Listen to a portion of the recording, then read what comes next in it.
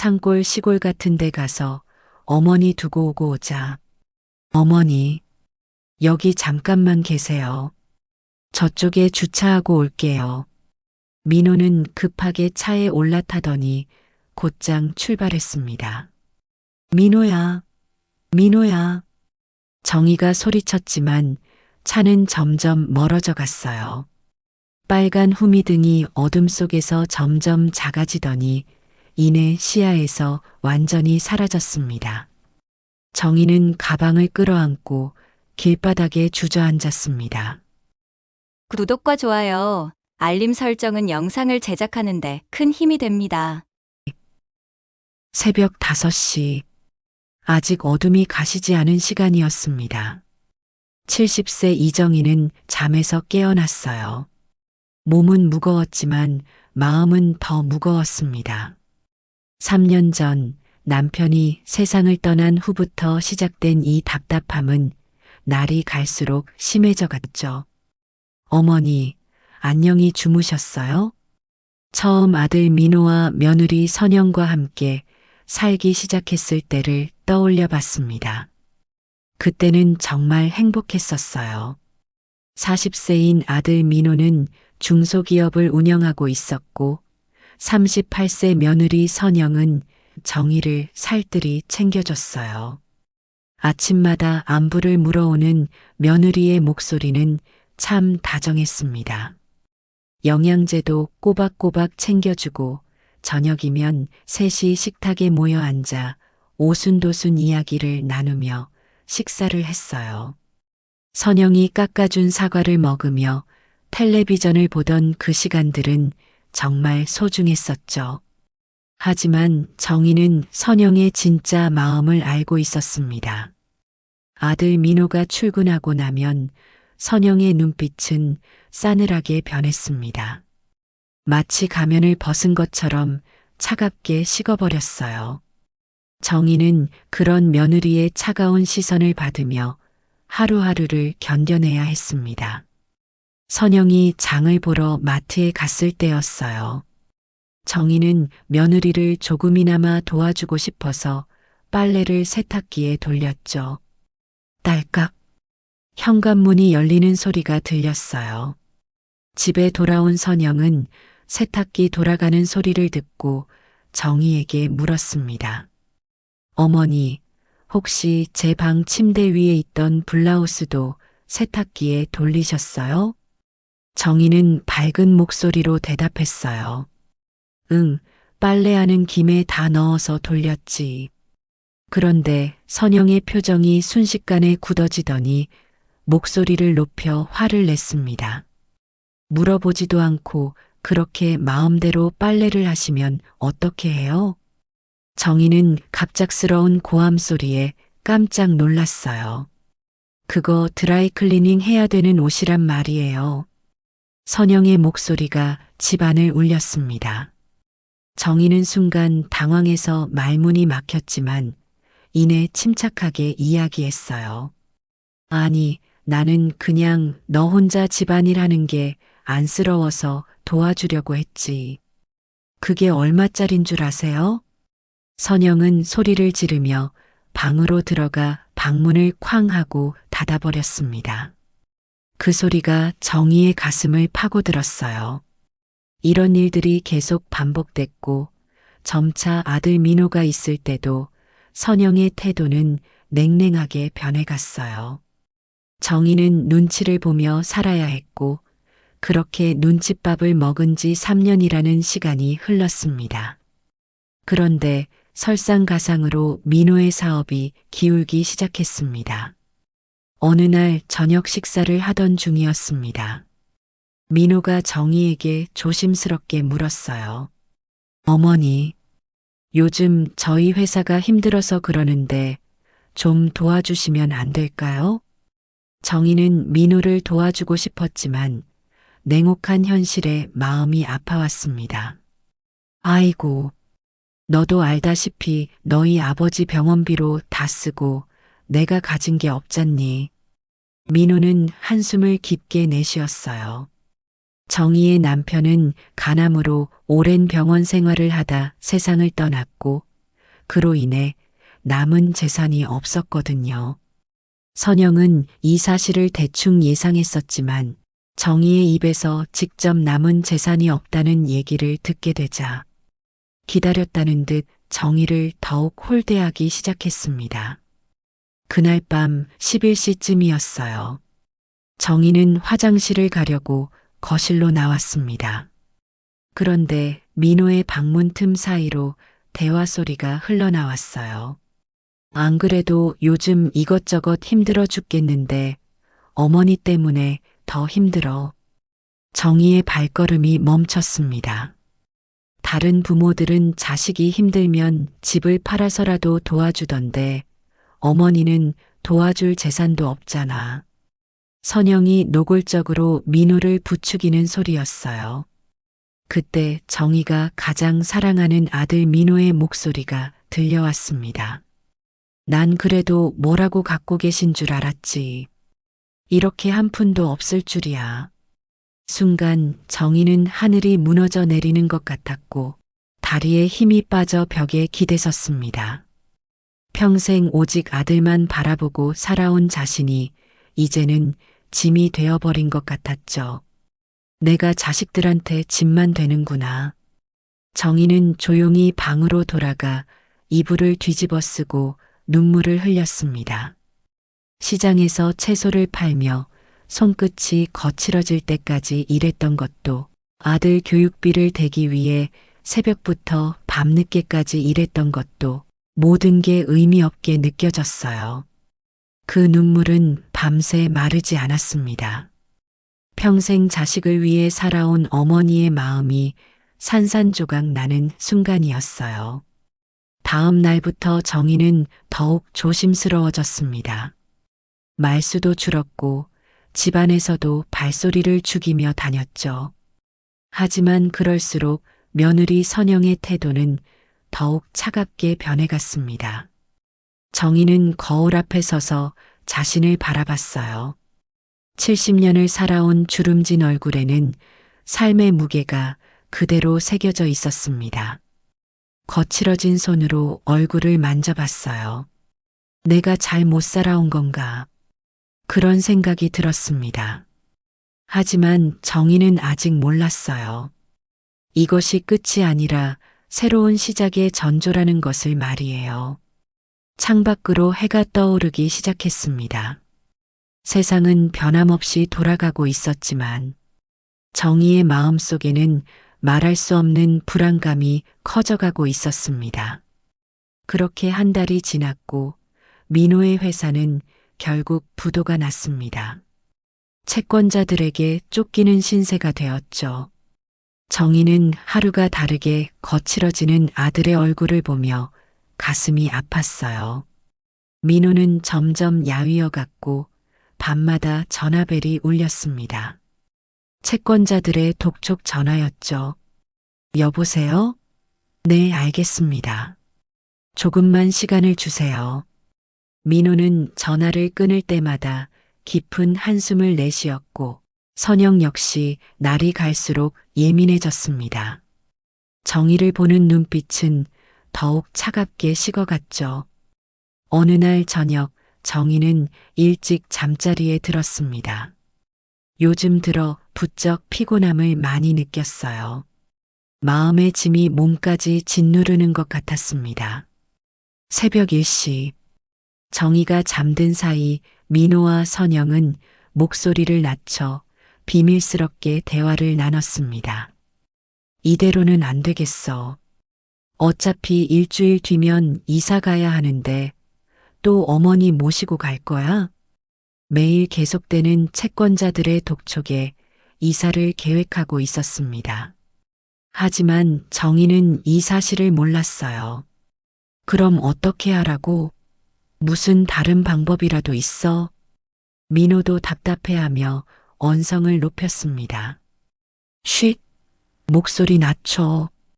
어머니 깨면 어떻게 하려고 그래? 선영은 다급하게 민호를 제지했고 소리를 낮춰 다시 이야기를 이어갔습니다. 어머니한테 여행 가자고 말씀드려. 선영이 무언가를 결심한 듯 단호하게 말했습니다. 여행? 이 와중에 무슨 여행이야? 민호가 의아해하며 물었습니다. 산골 시골 같은 데 가서 어머니 두고 오고 오자. 뭐? 선영의 말에 놀란 민호는 한동안 말없이 고민에 빠졌습니다. 그리고 생각을 정리한 듯 낮은 목소리로 말했어요. 그래. 마음에 걸리긴 하지만 지금은 별다른 방법이 없는 것 같아. 금요일 아침 민호와 선영은 거실에 앉아 있는 정희에게 다가갔습니다. 어머니, 오랜만에 여행 가시는 거 어때요? 여행? 갑자기 웬 여행이니? 정희는 채권자에게 쫓기는 이 상황에 여행을 가자는 민호의 말이 어딘가 이상했습니다. 네, 요즘 회사 때문에 집안 분위기도 안 좋고 답답하실 텐데 바람 좀 쐬러 갈까 해서요. 선영도 웃으며 거들었습니다. 상황이 이런데 여행 가도 괜찮은 거야? 괜찮아요. 그럴수록 기분 전환을 해야 또 일할 힘이 나죠. 민호가 정희의 손을 잡으며 애써 웃어 보였습니다. 그럼 언제 갈 건데? 오늘 밤에 출발하려고요. 주말이라 내일 아침에 출발하면 차 많이 막혀요. 정희는 왠지 내키지 않았지만 어쩔 수 없이 간단한 짐들을 챙겼습니다. 옷 몇 벌과 세면도구, 그리고 평소 먹던 약들이 전부였죠. 밤 11시, 민호가 나갈 채비를 마치고 정희에게 물었습니다. 어머니, 가실 준비 다 되셨어요? 응, 다 챙겼다. 정희는 작은 가방 하나를 들고 나왔어요. 선영은 이미 차 앞에서 기다리고 있었습니다. 세 사람은 함께 차에 올라탔어요. 민호는 운전을 하고 뒷좌석에는 정희와 선영이 나란히 앉았습니다. 민호야, 어디로 가길래 이렇게 밤에 출발하니? 정희는 이 상황이 이상하게 느껴졌고 왠지 모를 불안감에 휩싸였습니다. 가보시면 알아요. 공기 좋고 한적한 곳이에요. 아마 이 시간에 출발해도 3시간은 넘게 걸릴 거예요. 민호는 끝내 목적지를 말해주지 않았고 차는 시내를 벗어나 고속도로로 접어들었어요. 어머니, 아직 도착하려면 한참 남았어요. 좀 주무세요. 그래, 피곤하구나. 평소였다면 잠에 들 시간이었기에 정희는 스르르 잠에 들었습니다. 정희가 잠에 들자 선영은 조심스럽게 정희의 가방을 열었습니다. 정희의 핸드폰을 꺼내 전원을 끄고 자신의 가방에 넣어뒀어요. 그리고 자신의 가방에서 봉투를 하나 꺼내 정희의 가방 속에 살짝 넣었습니다. 차는 계속해서 빠르게 달렸어요. 도시의 불빛은 점점 사라지고 어둠만이 창밖을 가득 메웠습니다. 한참을 달린 후 차는 산속 깊숙한 시골 마을에 도착했습니다. 어스름한 달빛만 비출 뿐 가로등 하나 없는 외딴 마을이었죠. 마을 사람들도 모두 잠에 든 시간이라 불이 켜진 집이 한 집도 없었어요. 고요함이 무섭도록 적막했습니다. 민호는 미리 받았던 쓰러져가는 폐가 앞에 차를 세우고 정희를 깨웠습니다. 어머니, 도착했어요. 내리세요. 아이고, 깜빡 잠이 들었구나. 정희는 급히 일어나며 차에서 내렸습니다. 그리고 눈앞의 광경을 보고 깜짝 놀랄 수밖에 없었어요. 어둠 속에 낡고 허름한 집들이 듬성듬성 보였고 가로등도 없었습니다. 도로도 없는 비포장길이었죠. 여기가 정말 여행지인지 의심스러웠습니다. 민호야, 여기가 어디니? 정희가 불안한 목소리로 물었습니다. 어머니, 여기 잠깐만 계세요. 저쪽에 주차하고 올게요. 민호는 급하게 차에 올라타더니 곧장 출발했습니다. 민호야, 민호야. 정희가 소리쳤지만 차는 점점 멀어져 갔어요. 빨간 후미등이 어둠 속에서 점점 작아지더니 이내 시야에서 완전히 사라졌습니다. 정희는 이게 무슨 상황인지 당황했고 급히 가방을 열어 핸드폰을 찾았습니다. 한참을 뒤져도 핸드폰은 없었죠. 설마 나를 여기에 버린 건가? 얼마 안 가 정희는 현재 자신이 처한 상황을 깨달았습니다. 나를 버린 거구나. 정희의 목소리가 적막한 밤 공기 속에 울려 퍼졌습니다. 핸드폰도 없고 누구의 전화번호도 외우지 못했던 정희는 어둠 속에 혼자 남겨진 채 하염없이 눈물을 흘렸어요. 10월의 밤 공기는 쌀쌀했고 정희의 얇은 가디건 하나로는 추위를 막을 수 없었죠. 온몸이 떨려와 몸을 움츠렸습니다. 추위 때문인지 절망 때문인지 알 수 없었어요. 주변을 둘러봐도 불빛 하나 보이지 않는 암흑 같습니다. 정희는 가방을 끌어안고 길바닥에 주저앉았습니다. 어떻게 이럴 수가 있지? 내가 평생 키운 아들이. 눈물이 멈추지 않았습니다. 70년 동안 살아오며 이렇게 절망적이었던 순간은 없었어요. 남편을 잃었을 때도 이렇게 절망스럽지는 않았습니다.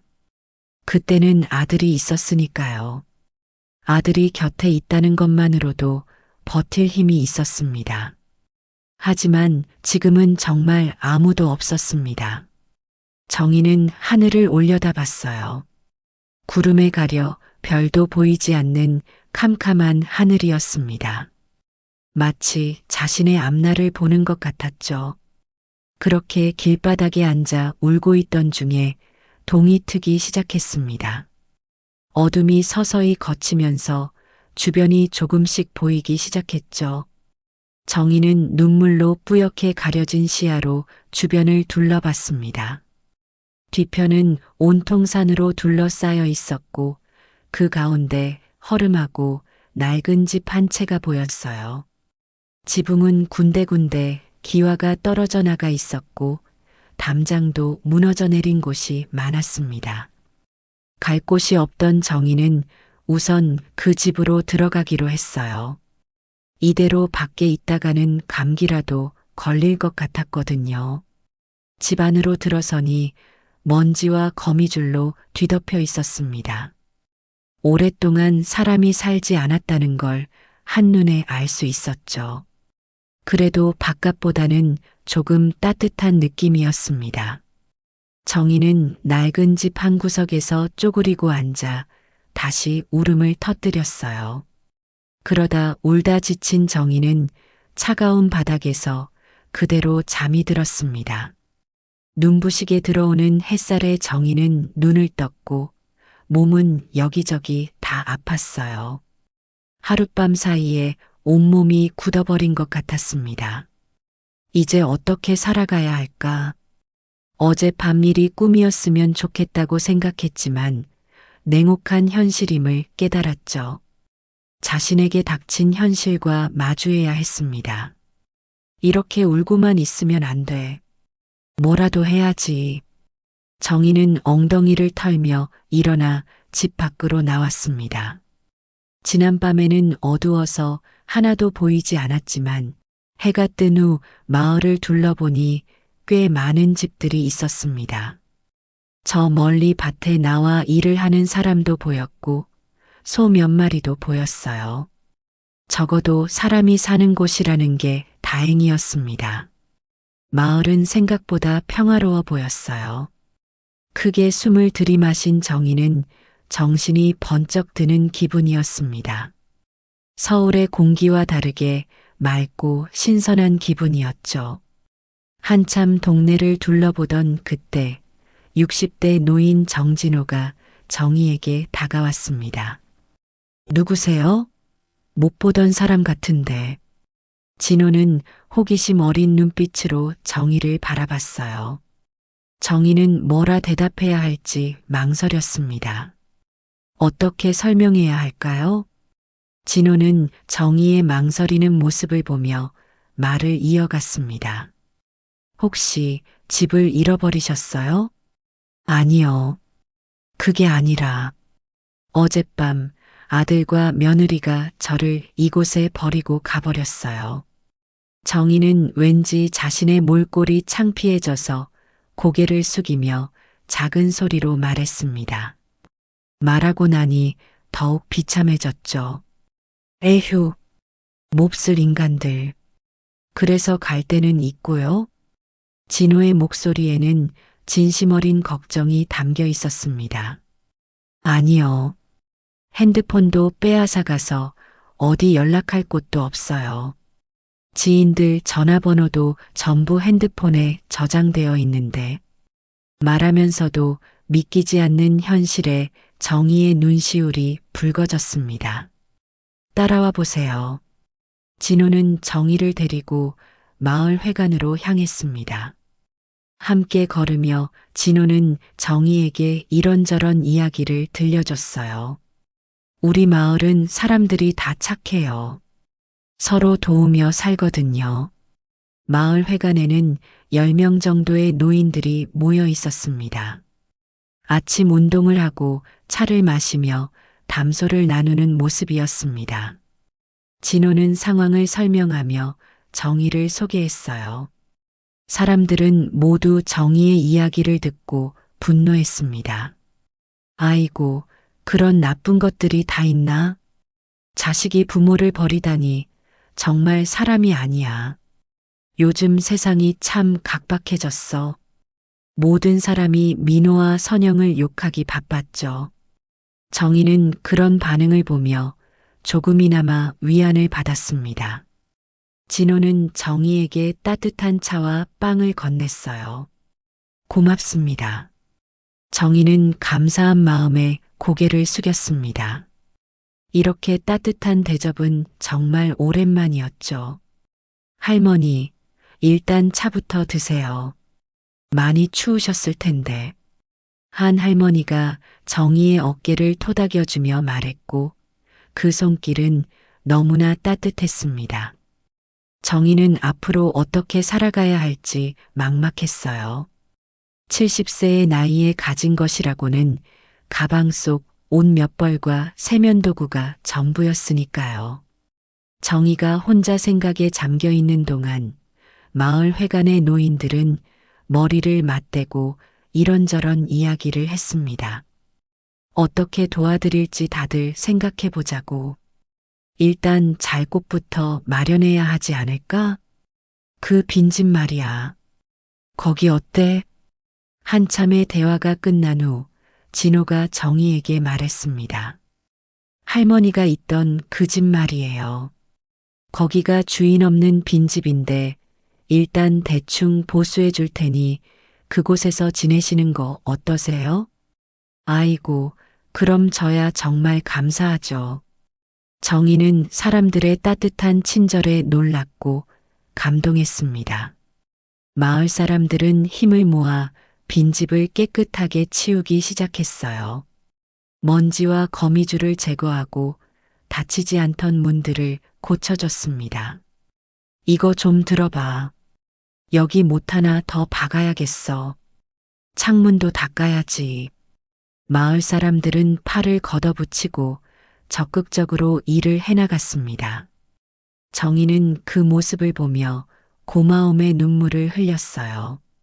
고치고 보니 온기는 없었지만 그래도 발 뻗고 누워 잠을 잘 수 있는 공간 정도는 되어 보였습니다.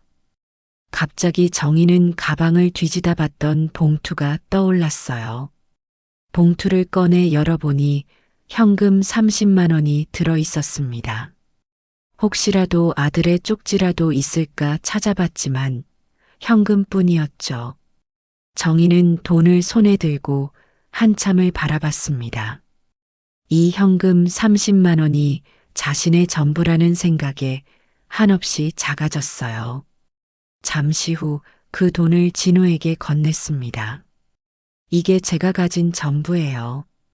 이거라도 받으세요. 그럽시다. 그럼. 진호는 냉큼 받아들고 동네 사람들과 돌아갔고 정희는 뭘 해야 할지 몰랐습니다. 혼자가 되어 다시 구석에 앉아 이런저런 생각을 했어요. 이제 어떻게 살아야 할지, 이 집에서 살아갈 수는 있을지, 모든 것이 막막하기만 했습니다. 몇 시간 후 진호와 마을 사람들이 다시 정희를 찾아왔습니다.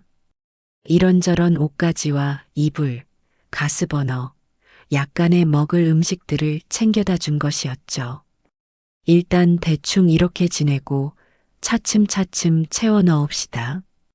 진호의 말에 정희는 감사한 마음에 또 눈물이 왈칵 쏟아졌습니다.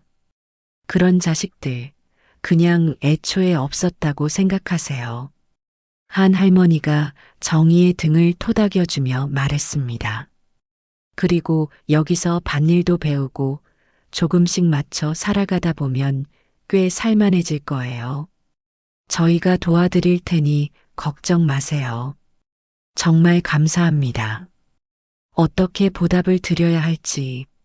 정희는 감사함에 고개를 들 수가 없었어요. 감사는 나중에 부자 되면 하시고 일단 마음이나 잘 추스르세요. 진호의 농담에 사람들이 웃음을 터뜨렸고 정희도 오랜만에 미소를 지었습니다. 이틀 후 마을 사람들의 도움 덕분에 집에 난방, 가스, 수도 사용도 모두 가능해졌어요. 서울에서만 살던 정희는 불편함이 있었지만 그래도 이렇게 살아갈 수 있음에 감사한 마음이었습니다. 마을 사람들은 정희를 따뜻하게 맞이해 주었고 정희는 그곳에서 예상치 못한 두 번째 삶을 시작하게 됐습니다. 시간이 흘러 정희는 스스로 작은 밭을 일구기 시작했어요. 처음에는 서툴렀지만 마을 사람들이 친절하게 가르쳐 줬습니다. 이렇게 흙을 파고 씨를 뿌리는 거예요. 물은 너무 많이 주면 안 돼요. 마을 사람들에게 받기만 해서 마음이 불편했던 정희는 어떻게든 도움이 되고 싶어졌습니다. 젊은 시절 배운 음식 솜씨로 마을 잔치 때마다 큰 활약을 하게 됐죠. 정희가 만든 음식을 먹은 사람들은 맛있다며 칭찬을 했습니다. 마을 사람들은 정희를 서울 할머니라 부르며 따뜻한 가족처럼 대해 주었어요. 버려졌다는 상처 속에서도 정희는 조금씩 삶의 의미를 되찾아가고 있었습니다. 그렇게 2년이라는 시간이 지났고 정희는 마을 생활에 완전히 적응했습니다.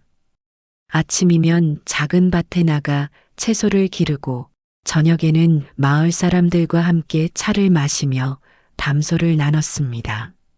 서울 할머니라는 별명도 이제는 꽤 자연스러웠어요. 그렇게 정희는 과거의 아픈 기억들을 조금씩 잊어가고 있었습니다. 어느 화창한 봄날이었어요. 정희가 밭에서 상추를 따고 있을 때 마을 입구로 검은색 고급차 한 대가 들어왔습니다. 이 작은 시골 마을에서는 보기 드문 일이었죠. 사람들이 하나둘 모여들기 시작했고 차에서 30대의 젊은 남성이 내렸습니다. 정장을 입고 서류 가방을 든 모습이 도시 사람임을 한눈에 알 수 있었어요. 그는 탐정 일을 하고 있는 32세 이태호였습니다. 태호는 사람들에게 다가가 조심스럽게 물었어요. 어르신, 혹시 이분 보신 적 있으세요? 태호가 꺼낸 것은 정희의 사진이었습니다. 태호는 1년이 넘도록 정희의 사진을 들고 전국 곳곳을 다니며 수소문했어요. 정희의 동생인 67세 윤희가 고용한 탐정이었죠. 윤희는 언니와의 연락이 끊긴 후 2년이 넘도록 밤잠을 이루지 못했습니다. 2년 전 정희와 연락이 닿지 않게 되자 조카인 민호에게 연락을 했었습니다. 민호야, 너희 엄마랑 연락이 안 되는데 혹시 무슨 일 있니? 이모, 어머니가 가출을 하신 것 같아요. 저희도 찾고 있어요. 민호의 차가운 목소리에 윤희는 수상함을 감지했습니다. 언니 정희가 절대 가출할 사람이 아니라는 걸 누구보다 잘 알았거든요. 그 후로도 몇 번이나 민호에게 전화했지만 민호는 귀찮다는 듯 대답하다가 어느 시점부터는 아예 전화를 받지 않았습니다. 윤희는 민호의 태도를 보고 분명 언니 정희에게 무슨 일이 생겼다고 생각했죠. 자식을 끔찍하게 생각하는 언니가 절대 집을 나갈 사람이 아니었습니다. 더군다나 동생인 윤희와는 자주 통화했었는데 이렇게 갑자기 연락이 끊긴 것이 이상했어요. 그래서 수소문 끝에 찾은 유능한 탐정 태호에게 정희를 찾아달라고 부탁한 것이었습니다. 태호는 1년이 넘는 시간 동안 정희를 찾아다녔고 그렇게 이 깊은 산속 마을까지 오게 된 거였죠. 마을 사람들이 사진을 보더니 수군거리기 시작했습니다. 아, 이분 서울 할머니 아닌가? 맞네. 서울 할머니야. 진호가 사진 속 정희를 한눈에 알아봤습니다. 하지만 혹시 정희의 아들이나 나쁜 사람이 찾는 게 아닐까 의심스러웠습니다. 뉘신데 이 사람을 찾아요? 진호의 신중한 질문에 태호는 그동안의 상황을 자세히 설명해 줬어요. 저는 탐정입니다. 이분의 동생께서 의뢰하셨고 2년 전 연락이 끊겨서 애타게 찾고 계세요. 태호는 윤희의 사정과 지금까지의 수소문 과정을 상세히 설명했습니다. 진호는 태호의 말에 한참 생각에 잠겼다 입을 열었습니다. 동생분이 찾고 계신다고요? 네, 그렇습니다. 어르신의 유일한 가족이세요. 진호는 정희가 버려진 사연을 알고 있었기 때문에 더욱 신중했습니다. 하지만 태호의 진심 어린 설명을 듣고 나니 믿을 만하다고 판단했고 그제서야 안심한 진호는 정희가 있는 곳으로 태호를 안내했습니다. 어르신, 서울에서 누가 찾아왔는데요? 진호가 소리치자 낡은 문이 열리며 정희가 나왔어요. 2년 동안의 시골 생활로 얼굴에는 건강한 빛이 돌았습니다. 누구세요? 정희는 정장을 입은 젊은 남성을 보며 의아해했어요. 설마 아들이 보낸 사람은 아닐까 하는 불안감이 스쳤습니다. 안녕하세요. 저는 탐정 이태호라고 합니다. 태호는 정중하게 인사했습니다. 탐정요? 정희는 탐정이라는 말에 깜짝 놀랐습니다. 네, 동생분께서 애타게 찾고 계십니다. 태호는 윤희가 어떻게 정희를 찾고 있는지, 얼마나 걱정하고 있는지 자세히 설명했어요. 그 이야기를 한참 듣던 정희는 동생 생각에 눈물을 흘렸습니다. 2년 동안 윤희를 생각하지 않은 날이 없었거든요. 하지만 정희는 고민에 빠졌습니다. 이곳 사람들과 지내며 정도 많이 들었고 무엇보다 아들과 며느리가 있는 서울로 돌아가고 싶지 않았기 때문이었죠. 저는 돌아가지 않을 거예요. 동생의 전화번호 좀 적어주세요. 제가 전화할게요. 정희의 단호한 대답에 태호는 조금 당황했지만 억지로 모시고 갈 수는 없는 일이었습니다. 알겠습니다. 동생분께는 그렇게 전할게요. 태호는 윤희의 연락처를 적어주고 혼자 서울로 돌아갔고 정희는 그날 밤 잠을 이루지 못했습니다. 머릿속은 복잡했고 수많은 생각들이 꼬리에 꼬리를 물었어요. 윤희는 어떻게 지내고 있을까? 그래도 나를 찾는 사람이 한 명쯤은 있었구나. 하지만 서울로 돌아가면 또 아들과 마주칠 수도 있는데. 다음 날 오전 어느 정도 생각이 정리된 정희는 윤희에게 전화를 걸었습니다. 2년 만에 동생의 목소리를 들을 수 있다는 생각에 손이 떨려왔죠.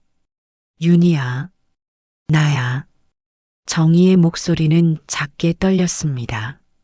언니, 언니 맞아? 전화기 너머로 윤희의 놀란 목소리가 들려왔습니다. 탐정님한테 얘기 들었어. 언니 정말 잘 지내는 거야? 응, 나는 잘 지내고 있어. 여기 마을 사람들도 다 잘해주셔. 동생이 걱정하지 않도록 정희는 최대한 밝은 목소리로 대답했습니다. 언니, 내가 내일 그쪽으로 갈게. 그래, 나도 보고 싶다. 정희는 진심으로 동생이 너무나도 그리웠습니다. 다음 날 아침 일찍 윤희가 정희를 찾아왔습니다. 애타게 찾던 언니를 보자마자 왈칵 눈물을 쏟으며 두 사람은 부둥켜 안았어요. 언니, 얼마나 찾았는지 몰라. 미안해, 윤희야. 연락도 못했네. 정희는 과일과 차를 내왔고 두 사람은 오랫동안 이야기를 나눴습니다. 2년 동안 못다한 이야기가 산더미 같았죠. 그러다 동생 윤희가 엄청난 소식을 전했습니다. 언니, 큰아버지께서 얼마 전 돌아가셨어. 언니랑은 연락이 안 돼서 장례는 나 혼자 치렀어. 세상에, 어쩌다가 돌아가셨어? 장례식도 못 갔는데 일을 어째. 정희는 마음이 아파왔습니다. 큰아버지는 정희가 어릴 적부터 참 예뻐해 주셨거든요. 근데 큰아버지 재산이 280억이나 된다더라고. 280억? 정희는 깜짝 놀랐습니다. 큰아버지가 그렇게 많은 재산을 가지고 계실 줄은 꿈에도 몰랐어요.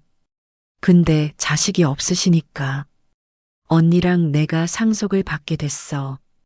순간 정희의 머릿속이 하얘졌고 말문이 막혔습니다. 언니랑 나랑 140억씩 나눠 갖는 거야.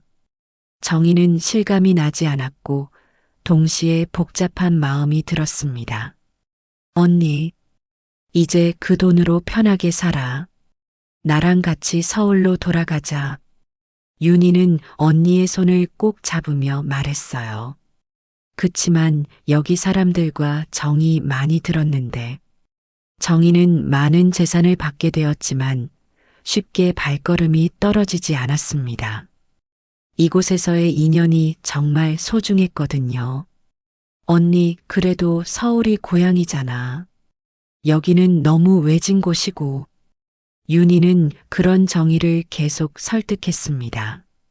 계속되는 동생의 간절한 설득에 정희는 고민에 빠졌어요.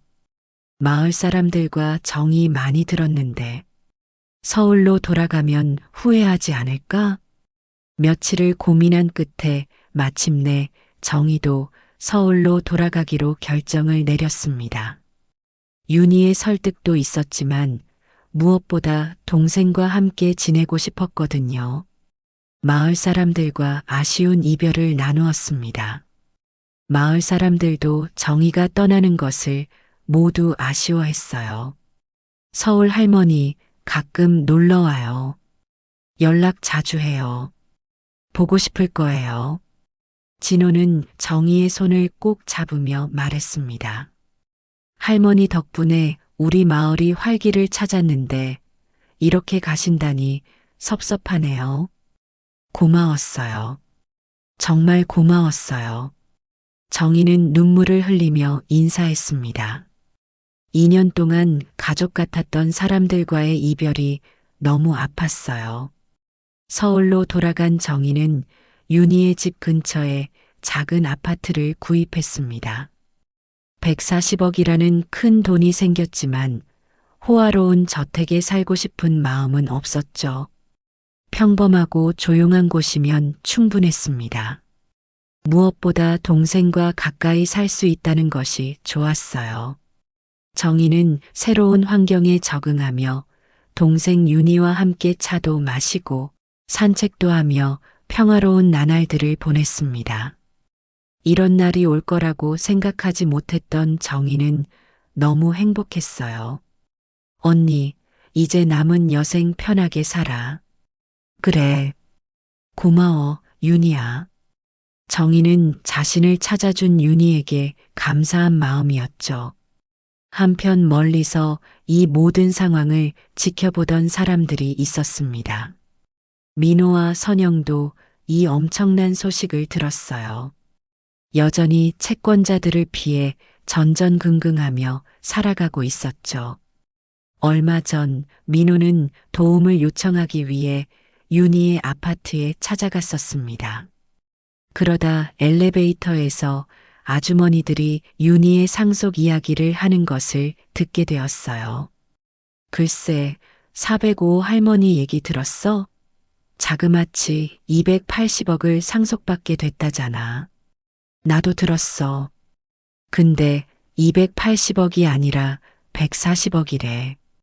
언니랑 반반씩 받는다던데? 민호는 그 얘기를 듣고 다시 아파트를 빠져나와 집으로 돌아갔습니다. 여보, 어머니가 140억을 상속받게 됐대. 이모네 엘리베이터에서 동네 아주머니들이 하는 얘기 들었어. 뭐, 140억? 정말이야? 선영은 깜짝 놀랐고 희망이 생기기 시작했습니다. 이 지긋지긋한 도피 생활을 끝냈을 수 있을 것만 같았죠. 이렇게 가만히 있지 말고 어머님 찾아가서 사죄하고 우리 좀 도와달라고 해봐. 선영은 계속해서 민호를 보챘습니다. 이제 와서 사죄한다고 어머니가 받아주실까? 민호는 망설였습니다. 2년 전 자신들이 한 일을 생각하니 도통 용기가 나지 않았습니다. 그렇다고 이대로 계속 도망만 다니면서 살 순 없잖아. 민호와 선영은 2년 동안 채권자들을 피해 3번이나 이사를 했고 매일매일 불안함 속에서 살아가고 있었습니다. 둘은 매일 다툼이 끊이지 않았어요. 경제적 압박과 스트레스 때문에 서로를 원망하는 일이 많아졌죠. 결국 고민 끝에 용기를 내어 정희를 찾아가기로 결정했어요. 민호와 선영은 정희가 사는 아파트를 찾아갔습니다. 누구세요? 어머니, 저 민호예요. 잠시 침묵이 흘렀습니다. 정희는 아들이 찾아올 줄 알고 있었어요. 문이 열리자 민호가 고개를 숙이며 말했습니다. 어머니, 죄송해요. 그땐 저희도 채권자들에게 쫓겨서 어쩔 수 없었어요. 민호가 사죄의 말을 건넸고 선영도 거들었습니다. 네, 어머님. 지금도 채권자들 피해서 여기저기 이사를 다니고 있어요. 저희 좀 도와주세요. 하지만 정희는 입을 열지 않고 냉담한 눈빛으로 바라볼 뿐이었습니다. 2년 전 그날 밤의 기억이 생생했거든요. 어머니, 정말 잘못했어요.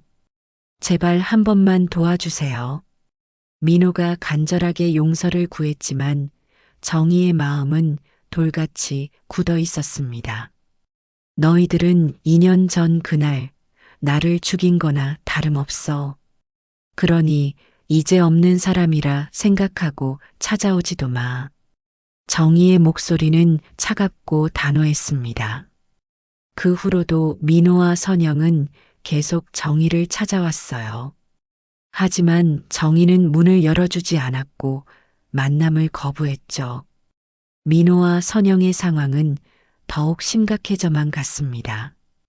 결국 집은 압류를 당하고 길거리로 내쫓기는 상황까지 가게 됐어요. 어머니, 저희가 정말 잘못했습니다. 정말 반성하고 있어요. 민호는 정희의 아파트 앞에서 고개를 숙이고 울먹이며 말했습니다. 어머님, 저희 다 압류당하고 쫓겨나서 이제 갈 곳도 없어요. 어머님과 함께 살 수 있게 해주세요. 이제 정말 잘 모실게요. 선영도 이제는 정말 반성하는 눈치였어요. 하지만 정희의 마음은 쉽게 움직이지 않았습니다. 아무리 미워해도 자신이 낳은 아들이었기에 정희도 마음이 아팠습니다.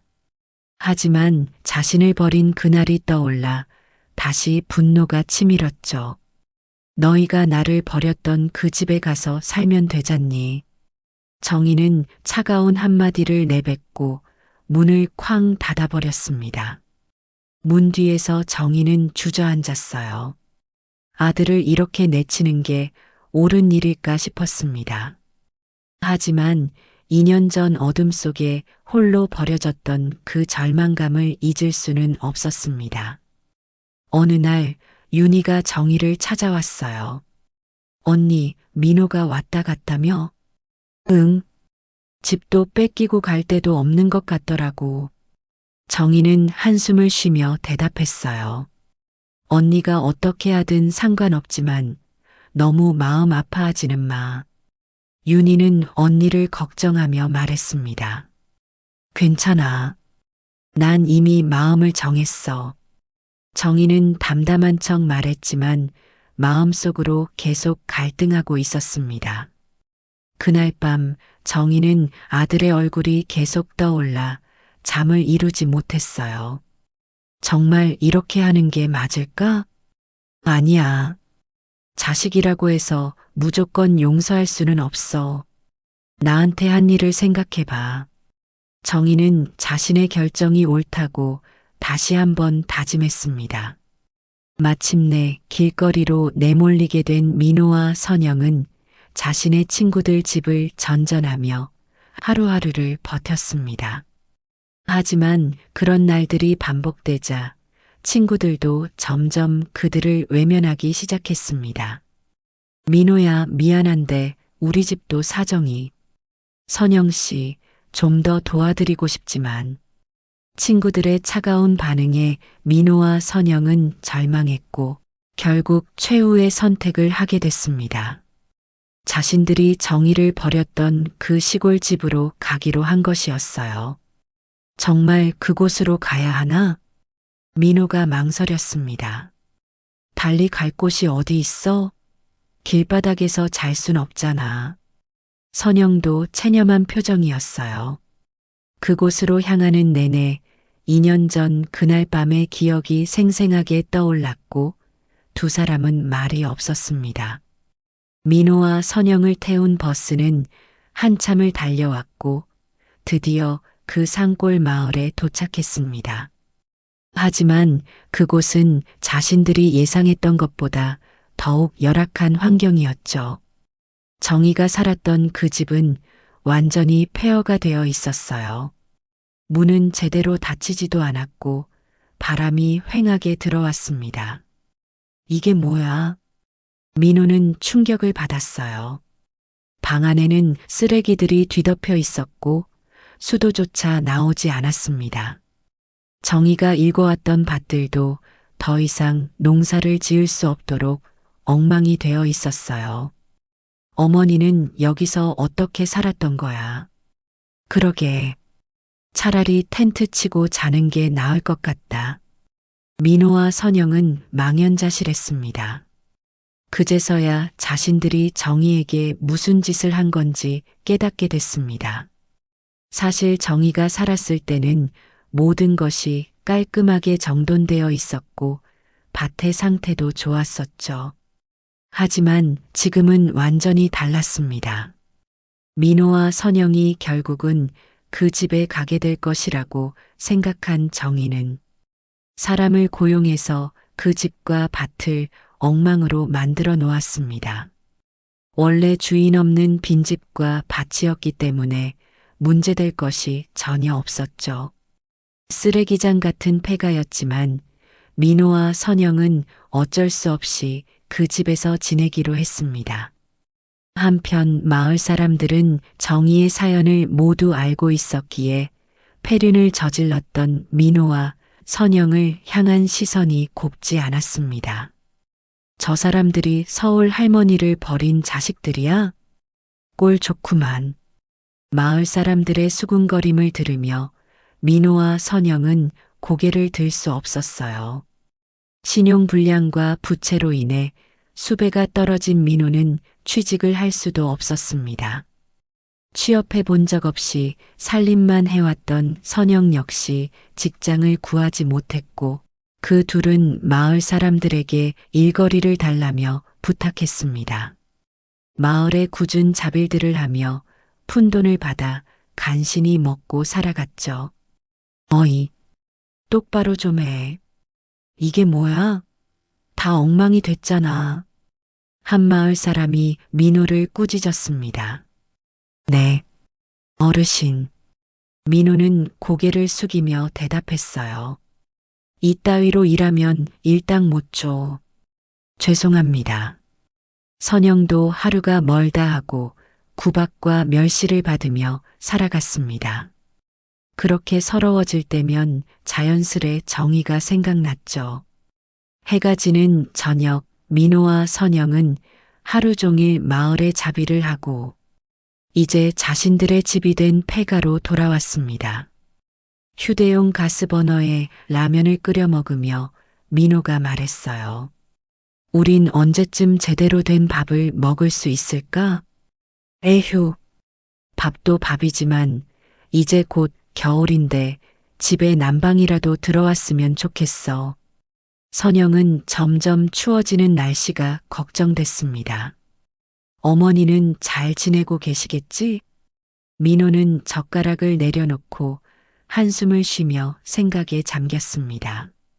처음에는 자신들을 외면한 정의를 원망했지만 서러운 나날들을 보내며 진심으로 반성을 하게 되었어요.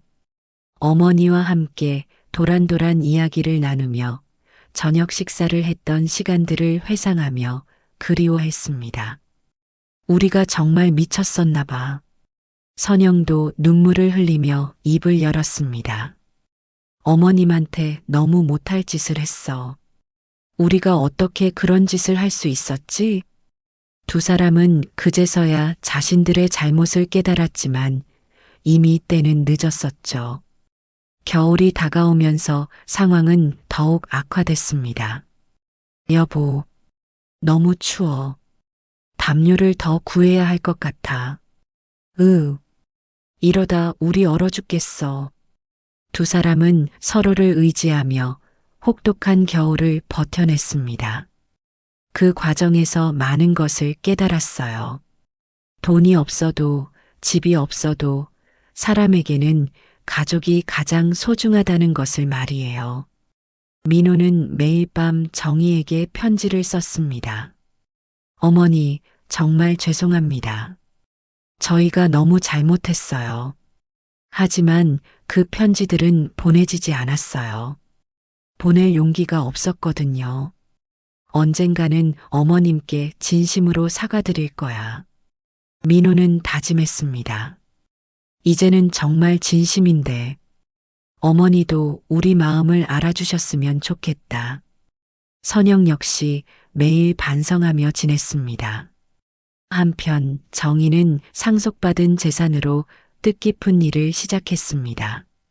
노인 돌봄 쉼터를 개설하고 자신과 같이 버려진 노인들을 돌봤어요. 어르신들, 편하게 지내세요. 이곳이 여러분의 집입니다. 정희가 운영하는 쉼터에는 외로운 노인들이 하나둘 찾아왔어요. 정희는 그들을 정성껏 보살폈습니다. 더불어 자신들을 따뜻하게 돌봐주었던 시골 마을 사람들에게도 금전적인 지원을 해줬어요. 특별히 자신에게 잘해줬던 진호에게는 집을 새로 지어줬습니다. 할머니, 이렇게까지 하실 필요 없는데요. 고마웠던 마음을 표현하는 건 당연한 일이죠. 정희는 진심으로 감사한 마음을 전했어요. 자신을 버린 아들과 며느리가 간신히 먹고 사는 것을 알고 있었지만 정희는 끝내 외면했습니다. 그렇게 2년이 지났고 민호와 선영은 여전히 마을에 자비를 하며 살아가고 있었어요. 하지만 예전과는 완전히 달라져 있었습니다. 정희는 가끔 그 시골 마을에 찾아가 멀리서 민호와 선영을 지켜봤어요. 변화하는 그들을 보며 복잡한 마음이 들었습니다. 진호는 먼 발치에서 민호와 선영을 바라보던 정희를 발견하고 다가왔습니다. 할머니, 저 두 사람 정말 많이 달라졌어요. 그래요? 네, 처음에는 본인들의 잘못도 모르는 것 같고 건방져 보였었는데 이제는 마을 일도 열심히 하고 어른들께도 예의 바르게 해요. 진호의 말에 정희는 마음이 움직였어요. 특히 그 아들 말이에요. 밤이 되면 집 앞에 나와 하늘을 보며 울더라고요. 그 말에 정희의 눈시울도 뜨거워졌습니다. 그날 밤 정희는 깊은 고민에 빠졌어요. 그동안 쌓여왔던 분노와 상처, 그리고 모성의 사이에서 갈등했습니다. 몇 날 몇 일을 고민한 끝에 정희는 결정 내렸어요. 여전히 마을에 자비를 하며 살아가는 민호와 선영을 용서하기로 한 것입니다. 하지만 빚을 갚아주거나 서울로 불러들여 함께 살지는 않았어요. 대신 다른 방법을 선택했습니다. 민호와 선영이 살아가는 낡은 집을 새로 지어주고 농사를 지을 수 있도록 작은 밭을 사줬죠. 이게 정말 우리 집이에요? 민호는 새 집을 보며 믿기지 않았습니다. 그래, 서울 할머니가 말하지 말랬는데 자네들 사는 것 보시고 새로 지어주신 거야. 진호가 머뭇거리며 말했습니다. 어머니가요? 이제 진짜 우리를 용서해 주신 건가요? 선영도 죄송함과 감사함에 눈물을 흘렸죠. 지난날 자신들이 했던 일을 진심으로 반성하고 정의에게 받은 땅에 열심히 농사를 지어가며 선량하게 살아갔습니다. 정희는 가끔 그 시골 마을에 찾아가 멀리서 민호와 선영을 지켜봤어요. 변화하는 그들을 보며 흐뭇해했습니다. 어느 가을날 정희는 직접 민호를 찾아갔습니다. 어머니, 민호는 정희를 보자마자 무릎을 꿇고 하염없이 눈물을 흘렸습니다. 정말 죄송했습니다. 어머니, 이제 됐다. 일어나거라. 정말 오랜만에 듣는 따뜻한 어머니의 목소리였습니다. 앞으로 지금처럼만 착하게 살면 된다. 네, 어머니. 꼭 그렇게 할게요. 그날 저녁 세 사람은 오랜만에 함께 식사를 했습니다. 예전처럼 도란도란 이야기를 나누며 말이에요. 정희는 용서가 복수보다 더 큰 힘이 있다는 것을 깨달았습니다. 그 후로 종종 온 가족이 모여 행복한 시간을 보냈어요. 과거의 상처는 치유되었고 새로운 사랑으로 채워졌습니다. 정희는 인생에서 가장 큰 시련이 오히려 가장 큰 축복이 될 수 있다고 생각했습니다. 버려진 그 밤이 있었기에 진정한 사랑을 깨달을 수 있었고 더 많은 사람들을 도울 수 있게 되었거든요. 사랑은 때때로 오해와 배신 속에 가려지지만 진실은 결국 드러납니다. 정의의 삶은 희생과 용서, 그리고 올바른 선택이 어떤 결실을 맺는지 보여줬습니다. 버려진 상처 속에서도 새로운 길을 찾을 수 있고 그것이 때로는 세상을 밝히는 빛이 됩니다. 진정한 가족은 피로 이어진 관계가 아니라 사랑으로 이어진 관계라는 것을, 그리고 용서의 힘이 얼마나 위대한지를 정의는 온몸으로 보여준 것이었습니다.